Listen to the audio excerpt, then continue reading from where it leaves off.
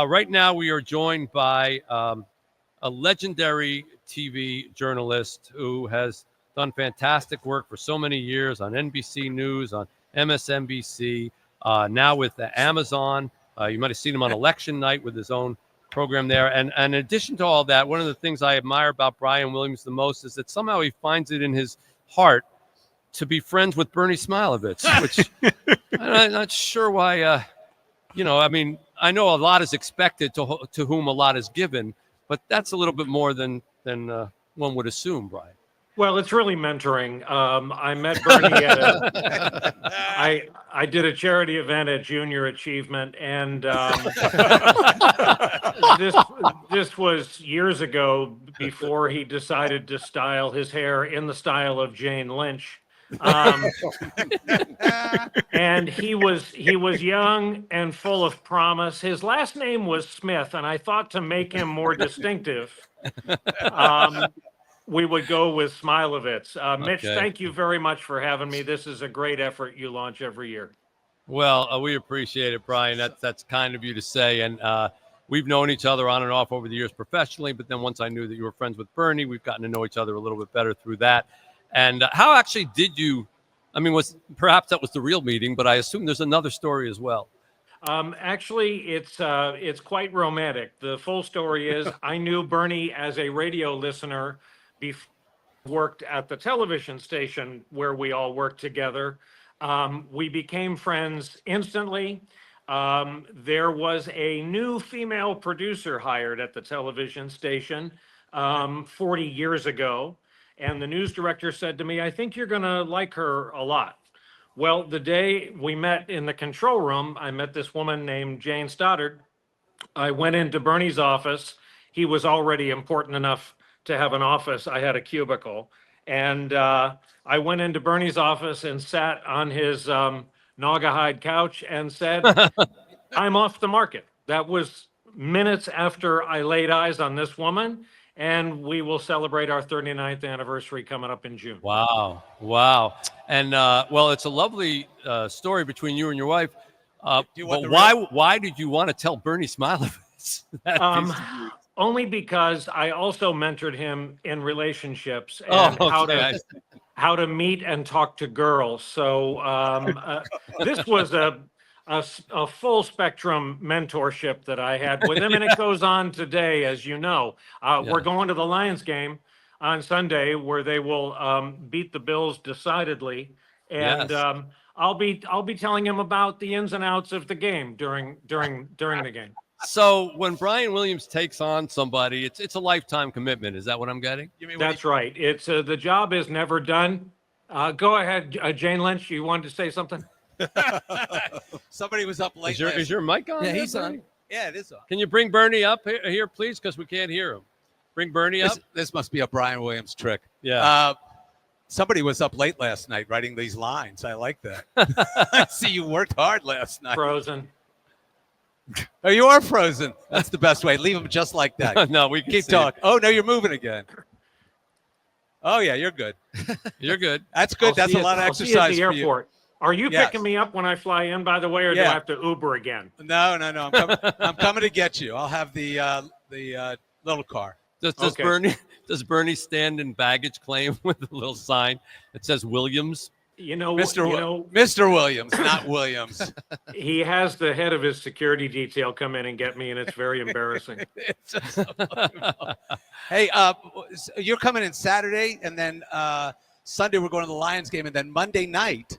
This is the best part of the whole thing. Yeah, Monday night, Brian Williams, Bernie Smilovitz, and I are all going to appear at Imagine Royal Oak in one of the theaters there. And we're just going to sit and talk sports and media business, I guess, news business, and take questions from everybody. Very informal, just hanging around. And probably the cheapest opportunity for anyone to ever see Brian Williams. Yeah. Anyhow, I know Bernie and I go for about $5 a piece. Right. But you can actually see this for $15. And we give the money to charity. Say Detroit, like today. So that's the way that we contribute with things like that. And Brian, that'll be a lot of fun to sit there and hear the stories of mentorship from your career. You're gonna need new material, I think. Remember, my last job was in cable, so this will be the largest group of people I've ever spoken to. How did the speaking of your job? How did the election thing go? I had a chance to talk to you before election night. And you were trying something that was different. It was a one-night election broadcast, unlike the news channels and networks that prepare all year. You did it just that one night for Amazon, like a single event, which may be the future of how these things are covered. How did it go? It went great. By the way, not a lick of free merch. Nothing. I thought I was going to get like subscribe and save and get a break on prices. No, I paid Nothing. bust Wow. out retail.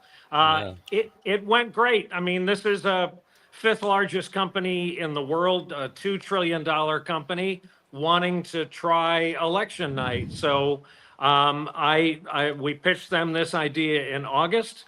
To our amazement, they said yes.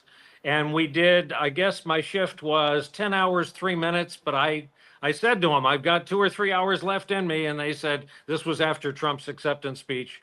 They said, no, let's call it. Most of the results are in. But we had a blast. It was great to be back on live TV. And then when he finished that, goes right out back, gets in a truck, starts making the Amazon deliveries. It was on Prime. So they let you go from driving the truck to hosting the program and back to driving the truck. Yeah, I didn't realize that during the broadcast, if people hit subscribe and save, I had to come to their house. Let me ask you before we wrap up here. Do you think that what happened in this election, in all seriousness, was a referendum on media and its influence? Forget about who got elected president or who didn't get elected president, but the resentments that you heard, the anger, the finger pointing, the things like that, the missed calls, the accusations of biases by both sides over particular candidates. Will it portend any kind of shakeup in how the media covers politics? What a good time for Brian to freeze. It's a Brian statue. Yeah. I think we stumped him with that question. Yeah, it wasn't that hard, Brian. Yeah. Come on. Well, You can do that it. question and more That's a cliffhanger. will be answered Monday nights at Imagine, and you can get tickets the same way you get tickets if you go to a movie at imagine-entertainment.com. You just get them there. I'm going to try to get Brian back on because we've got a song for him that John Pizzarelli has as well. Tote board. There They got he on is. the tote board. Oh, there you are. Okay, Hey, lucky. we gave you time to think. Bernie, you've been to this house. Our Wi-Fi is rock solid. I don't know what happened. Well, did you hear the question? No, I've been in the dark. Oh, sorry. Well, I just asked if you thought that this past election was a referendum on the media as well as on the country. Sure. And rock solid Wi-Fi. Rock solid Wi-Fi. I think it's the That's question. the name of the company. Yeah. It's got to be the question. If we get him back, I'm not asking that question again. Yeah. But I am going to have John do his song because I don't want him to waste his time. And then we're going to take a break here. Okay, good. All right. Again, while we're seeing if we can get Brian back, Jared Goff should be coming up here shortly from the Lions, and that'll be exciting to talk to him. And Desmond Howard going to join us as well. Tom Izzo's going to join us, and much more. Oh, look. There he is. Man, I'm sorry. Mitch, I don't know what's going on. No, it's okay. You sit there. We're going to do something for you. John Pizzarelli, the fantastic jazz guitar player and singer, comes with us every year. He's been a friend for years, and he comes in from New York and provides little musical backgrounds for us and little ditties for some of our guests, and he's got one for you. Go ahead, John. You know, he's a Jersey guy, same as this guitar guy.